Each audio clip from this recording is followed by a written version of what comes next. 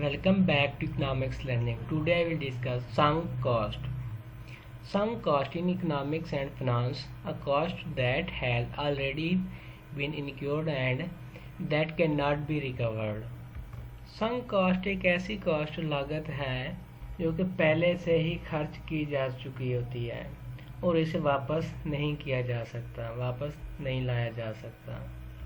In economic decision making, sunk costs are treated as bygone and are not taken into consideration when deciding whether to continue an investment project. A sunk cost refers to money that has already been spent and cannot be recovered. A manufacturing firm, for example, may have a number of sunk costs such as the cost of machinery, equipment, and lease expenses on the factory. Other example of a sunk cost would be spending of $5 million on building a factory that is projected to cost $10 million. $5 million already spent. The sunk cost should not be taken into account when deciding whether the factory should be completed. What ought to matter instead are expectation, future cost, and future returns once the factory is operational. Next is what factors lead to the sunk cost. First is loss aversion, preference and tendency to avoid loss over an equivalent gain. Second is framing, cognitive bias to avoid risk when a positive frame and accept risk with the negative frame.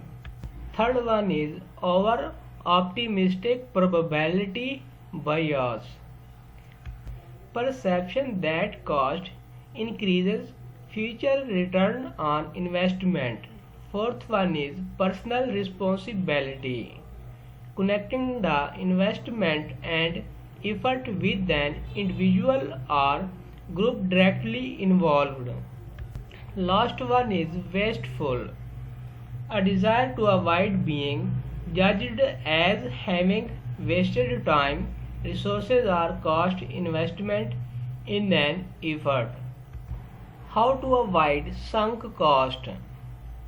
Here are a few strategies to manage the uncertainty of whether to continue developing a new feature or product or put it to rest to invest resources and time in a project that might yield better result. First is understand the desired outcome.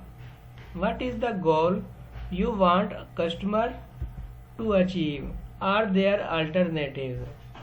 Second is revisit prioritization.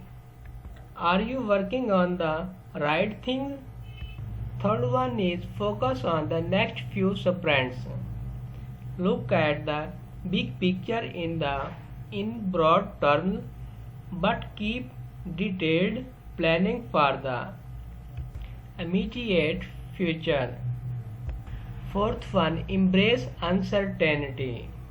Success is more likely to follow when you are open to change and opportunities.